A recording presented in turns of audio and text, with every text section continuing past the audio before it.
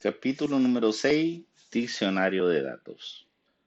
Este tema pertenece al espacio curricular de análisis y diseño 1 del segundo de bachillerato técnico profesional en informática impartida por el licenciado Denis Rolando Cáceres Pineda. ¿Cuáles son los contenidos que observaremos? Diccionario de datos, ejemplo de diagrama de flujo de datos, definición de su estructura y aplicación del diccionario. ¿Cuáles son nuestras expectativas de logro? Número 1, definir los elementos que conforman los diccionarios de datos en el análisis de un sistema de información que se guardan en la documentación. Como objetivo secundario, clasificar los tipos de datos que se encuentran en los diagramas de flujos de datos para la elaboración de diccionarios y así definir sus datos a ingresar. Y como último, elaborar diccionarios de datos que permitan la interpretación de los diagramas de flujos de datos para elaboración de las bases de datos en un sistema de información. Primero, como primer tema, diccionario de datos. ¿Qué es un diccionario de datos? Es un catálogo, un depósito de los elementos de un sistema. Estos elementos se centran alrededor de los datos y la forma en que están estructurados para satisfacer los requerimientos y las necesidades de la organización. En él se encuentran la lista de todos los elementos que forman parte del flujo de datos en todo el sistema. ¿Qué lo compone al diccionario de datos? Este contiene características lógicas de los sitios donde se almacenan los datos del sistema, incluyendo nombre, descripción, alias y contenido y organización. Este identifica los procesos donde se emplean los datos y los sitios donde se necesita el acceso inmediato a la información. ¿Cuáles son los objetivos del diccionario? Primero, proporcionar la precisión de los datos que se manejan en un sistema, evitando así las malas interpretaciones o ambigüedades.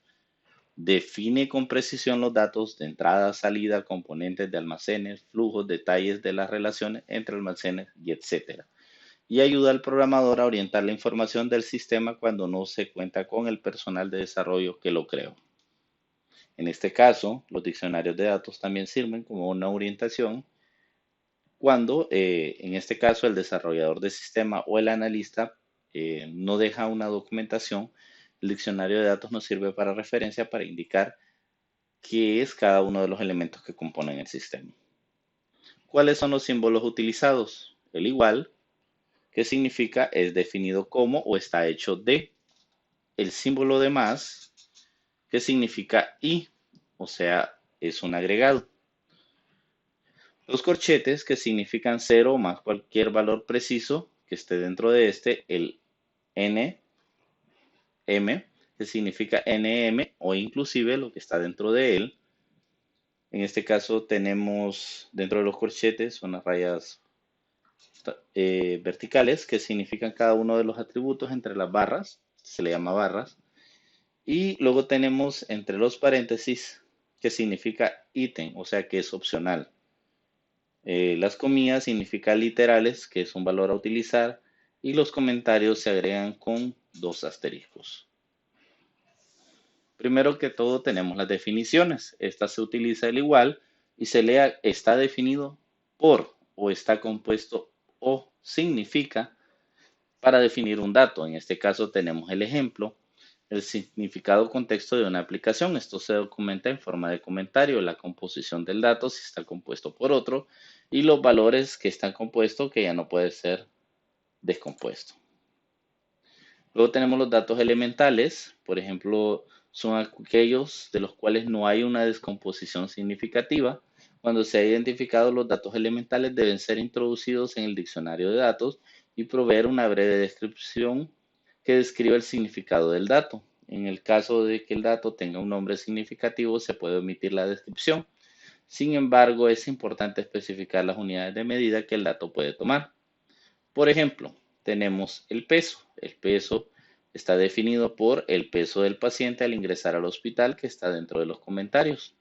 Tenemos también que la altura está definido por la unidad en centímetros, que tiene que ser un rango de 100 a 200, y el sexo con los valores opcionales entre F o M.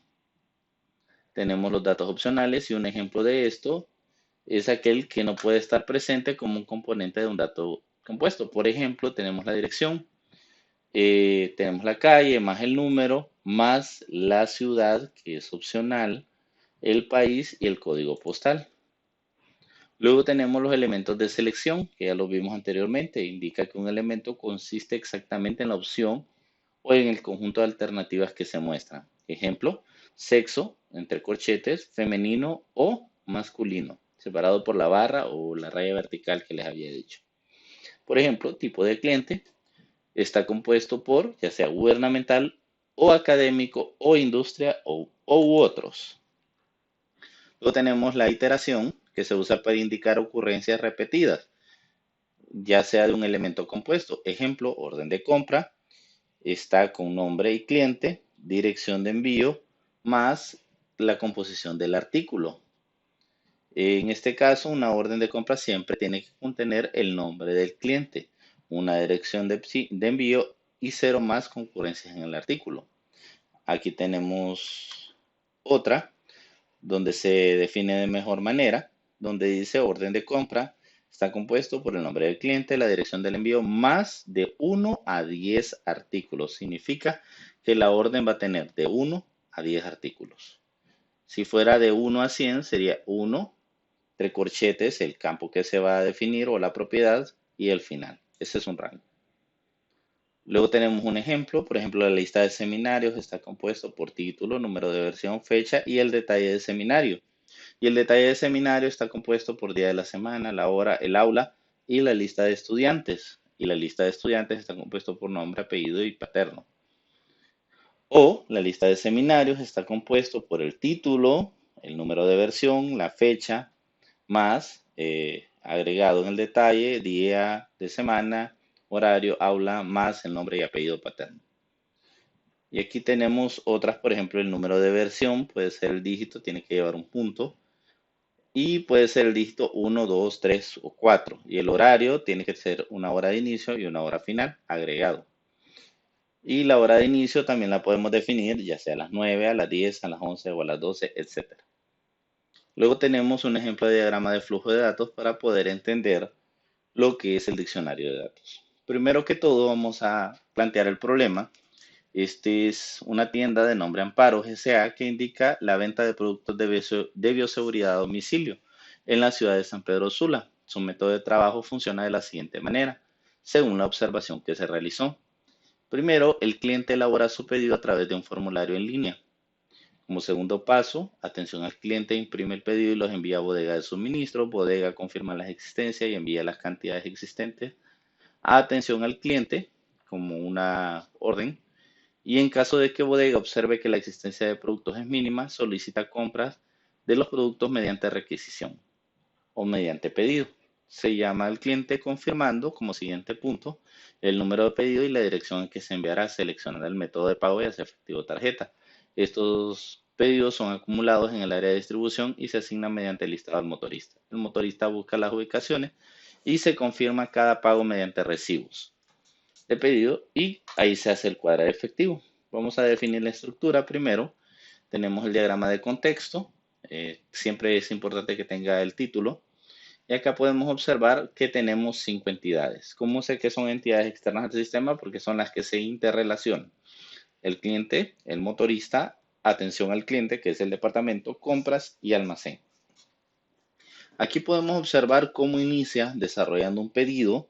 Este pedido, siguiendo el orden de lo que observamos allá, se hace la revisión por atención al cliente, confirma el pedido, se hace una solicitud de orden por medio del sistema. En el diagrama de contexto hay que recordar que todos interactúan con el contexto del sistema. O sea que aquí iría el nombre del sistema de pedidos.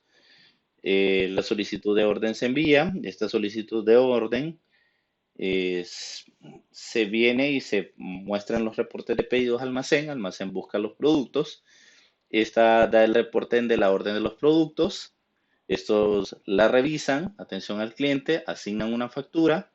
Esa factura es enviado al reporte de facturas para que el motorista las distribuya y este entrega un recibo y a su vez el cliente recibe una factura. Pero ¿qué sucede con compras? Como escuchamos mencionar, si no encuentra o si no tiene una cantidad en existencia, una cantidad mínima, entonces el almacén hace el pedido. En este caso, hace la requisición de productos faltantes o el orden de pedido y esta es enviada en solicitud de productos faltantes a compras y esta hace la compra de los productos. Como podemos saber, luego tenemos el diagrama nivel cero o padre, perdón, y aquí podemos observar el desarrollo de cada una de las actividades. Primero que todo, recordemos que el diagrama de flujo de datos es una ampliación del diagrama de contexto. En este caso, comienza con el cliente haciendo un pedido y tiene que terminar con el cliente con la factura. Aunque aquí nosotros podemos observar que el recibo se hace cada uno de los procedimientos. Recordemos las reglas de los diagramas de flujos de datos, que también establece de que nosotros no podemos pasar de más de 8 procesos, no pueden haber ningún elemento en el aire y así sucesivamente. Aquí podríamos observar el flujo. Primero hace el ingreso del producto y aquí cada uno tiene un flujo de información y el almacenamiento entre órdenes, inventario, facturas y pedidos. Con este diccionario, perdón, con este diagrama nosotros vamos a hacer nuestros diccionarios. En este caso yo solamente desarrollé uno, que es el primero por pedido. Tendríamos que desarrollar uno por cada uno de los flujos que se presentan. ¿Cómo aplicamos el diccionario? El diccionario seleccionamos el flujo que se llama pedido y vamos a hacer este formato siempre establecido. Por ejemplo, el nombre del flujo es pedido, el significado es el listado de pedidos que solicita el cliente que se le facture y su estructura es la lista de productos, o sea, el detalle de los productos. ¿Qué va a componer el detalle de los productos? El código, la descripción, la marca, la cantidad. Si aquí tuviera una cantidad definida, entonces entre corchetes, por ejemplo, de 1 a 100, entonces tendría que poner 1, abro corchetes, cantidad, cierro corchetes 100. El precio y el impuesto sobre venta, que puede ser opcional, el 15, el 18 o el 0%. Bueno, espero que esto quede claro. Hay que ir tomando uno por uno de la parte de los diagramas de flujo de datos para la elaboración de los diccionarios. Muchas gracias por su atención.